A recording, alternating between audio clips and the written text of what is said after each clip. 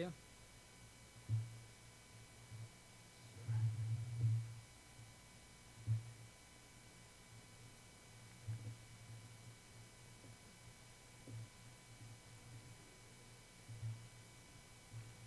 All right.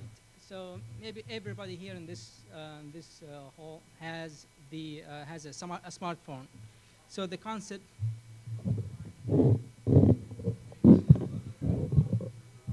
All right. Is it loud now? Everybody can hear me, especially in the back. All right. So the concept of smartphone has emerged in the last 5 years, and now you carry on a computer with you all the time. And it's powerful because you can extend these operating systems by downloading third-party applications. But here, there's a risk here because anybody now out there can develop an app and put it in the market. And so you use it without looking at who's developing these applications. So because of that, there were a lot of attacks against Android users, against their privacy, and against their phones. So this is like a familiar screen that you see whenever you try to install an application from the online market. It asks you for permissions. And this is the Android security is built on top of permissions. Permission gives these third-party applications the privilege to access your data in your smartphone. So this is the fundamental concept in security, in Android securities. And users got to be careful about downloading the applications and granting those permissions. Because once you grant these permissions, it's just one time. So you have a chance for one time to grant these permissions. After you grant these permissions, the only thing that you can do is by uninstalling these applications to stop them from accessing your data. So as you can see in this screen, there is two lists. The first, in the top list of these permissions, these are, they classify them as dangerous permissions.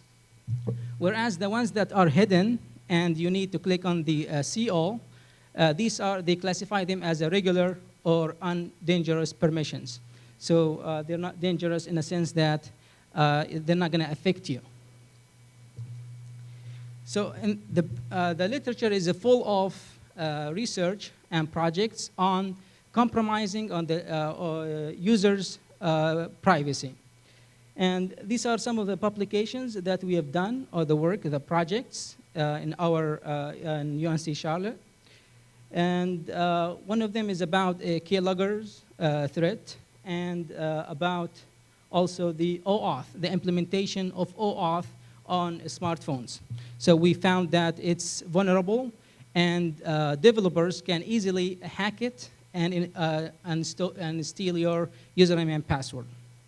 So the theme of our work at the UNC Charlotte, or in our group, is by detecting or finding out what are the potential threats that may be targeted against users, and try to find a mitigation on defensive mechanisms. So as I said, the focus has been on the dangerous permissions, and there are very few work on the regular permissions. So we ask ourselves, so this is the research, the question is, can we use the regular permissions to compromise users' privacy? So in so doing so, to prove or to answer these questions, we investigated the components of Android application. I forgot to mention the reason we chose Android. So the same concepts apply maybe in the majority of platforms, but Android, because it's open and flexible, so we can download the platform, we can change it. Also, we can get the source code of an applications downloaded from the market. So back to our research question, can we compromise users' privacy in Android using only normal permissions? To answer these questions, we had to go into details into the components of Android application. And these are the main components of any application. We got the activities, content provider, and the broadcast receiver, and services. And if you don't, the Android manifest file, this is also comes with, shipped with the APK file. It's inside the APK file that you install in your machine. It has all the configuration and some useful information that you can learn about the application that you're downloading. To get this manifest file from the APK, you don't need a lot of hard tools or sophisticated tools. It's easy. And also, you can reverse engineer the source code or the application to learn the developer's behavior and their security choices. So we looked at all of these and asked ourselves the question, if we have only normal permissions with these given components, can we compromise users' privacy?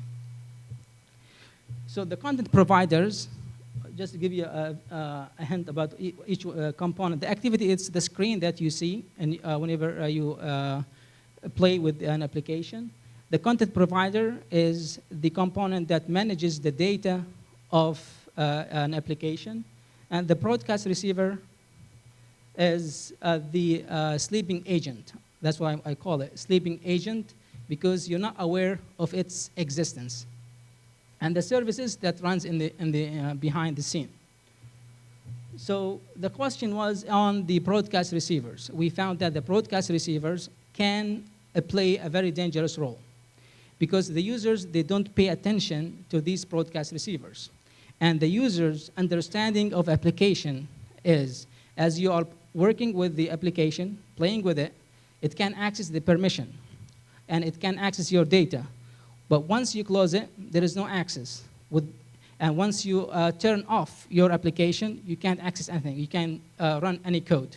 But with broadcast receivers, this concept is not true.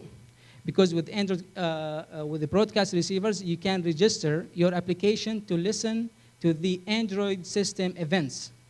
So the application is sleeping, it's dead, and whenever something happened, it will wake up and start performing some actions behind the scene.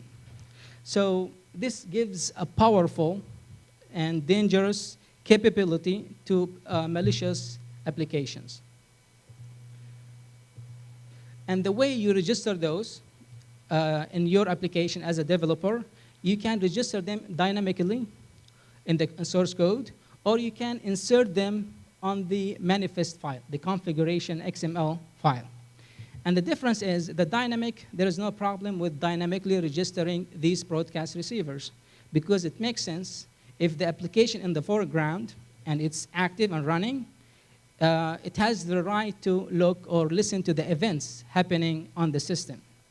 But if it's on the XML file, then this breaks the security and the user awareness.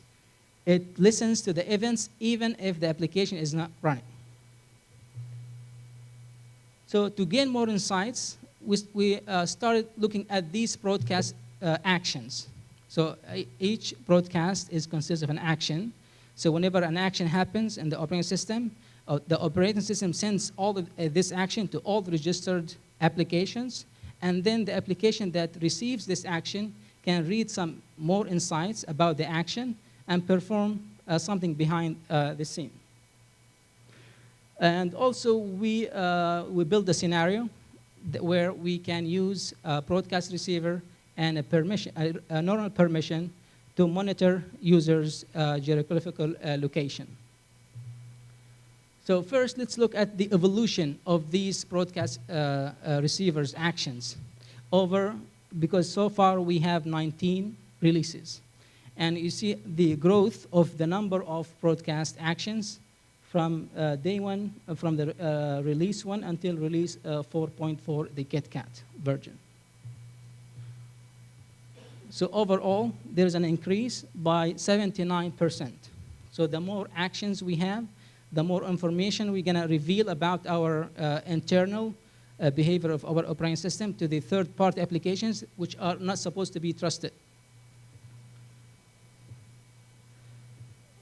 And also, it's not just increasing by the numbers over the different releases. Some of these releases, sometimes we add more, sometimes we remove, sometimes we sub.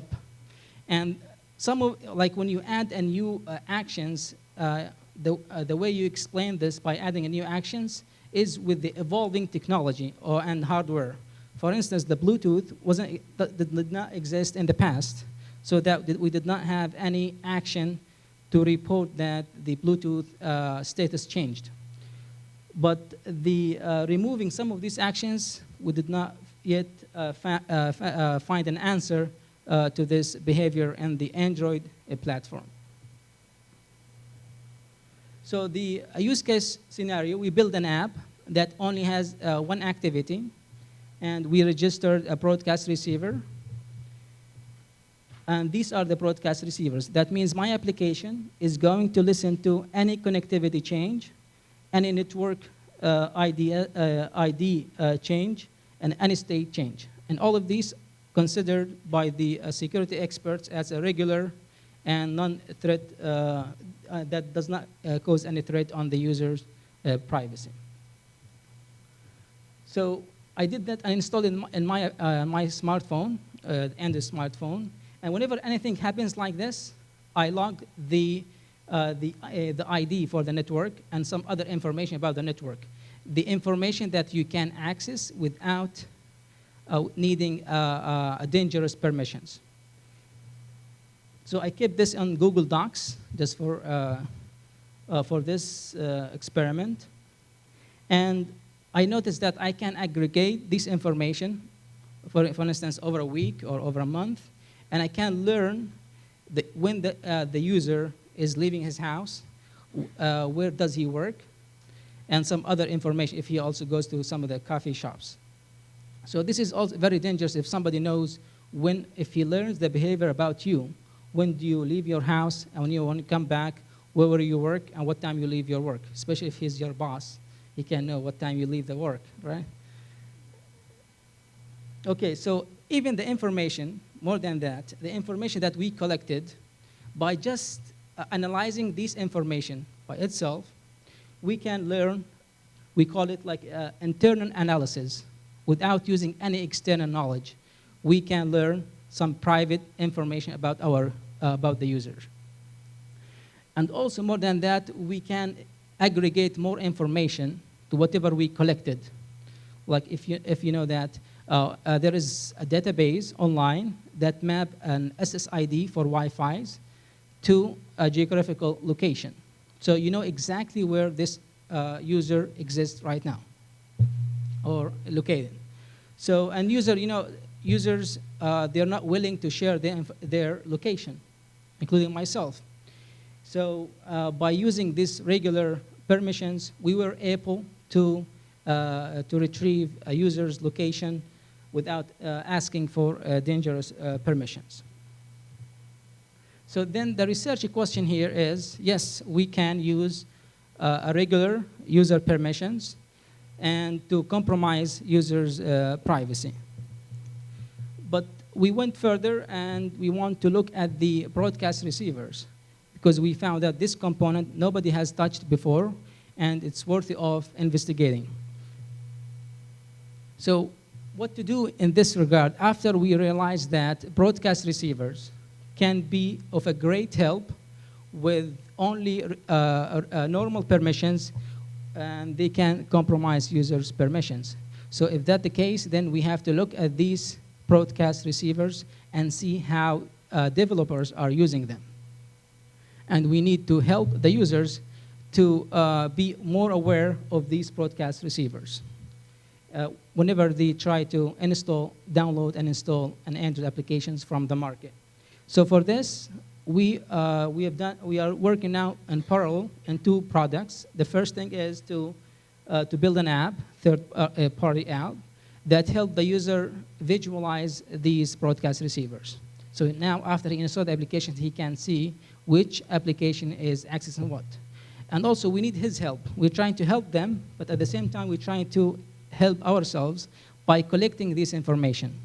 For instance, if we know which applications is using what broadcast receivers, we can make some conclusions on that some broadcast receivers or some applications, it's normal from them, it's a normal behavior from them to ask for certain broadcast receivers. And also we ask them to give their opinion about how they feel about this application accessing this broadcast actions. And in the second project, we try to change the Android platform in a way that we change the way we display the permissions. As you have seen in the first slide, they're classifying the permissions into dangerous and normal. But here we found that the normal can be dangerous if there is a broadcast receivers.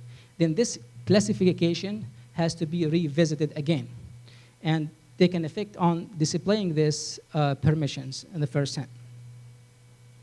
So instead of having a static classification of permissions, we can do it on a runtime.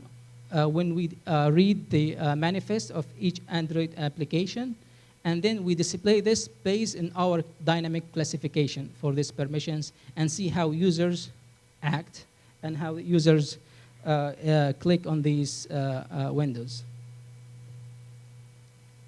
So besides, we found also there are multiple issues, another 2 issues with broadcast actions in Android. The first thing is the conflict. Starting from KitKat version, sometimes there is a conflict between third-party applications. If 2 applications register to listen to a particular action, let's say SMS received, then application A registered first, then and then application B registered again to receive also or to listen to SMS received action. So A can deny B from accessing the SMS. And so we need also to help the developers by grouping all of the broadcast actions and see what broadcast can cause conflict between different applications. So because the developers, they know that when we install an application, it should work. They should register broadcast actions, and it should work fine. But we have to help the developers by detecting these conflicts. If there is a conflict happening on the Android device, we have to inform the developer of this conflict. A third thing is the battery life. When you have an application that is registered to listen to whatever action happens in the Android operating system, this will trigger the application multiple times into executing code in the back, which cause the draining of the battery. So we grouped all of the broadcast actions since the first release of Android, and this to help us visualize and to help us resolve conflicts.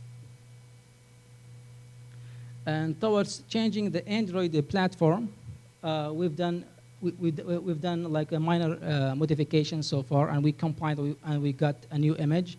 We added some system apps into these images, and now we are investigating how to change the package installer to change the way we display permissions dynamically. So, and the conclusion of my talk is we said that normal permissions, we asked the questions if normal permissions can cause or can compromise users' privacy alone.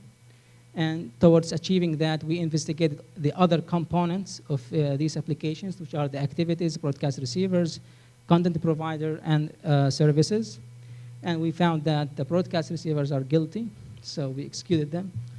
And so we did more investigation into that, and we found that the broadcast receivers are causing that trouble. So we did more investigation into that. And besides, we are into the process of finishing the app that will detect conflicts and also increase users' awareness, and also changing the Android platform to dynamically classifying the permissions and the displaying of these permissions into users' upon the installation.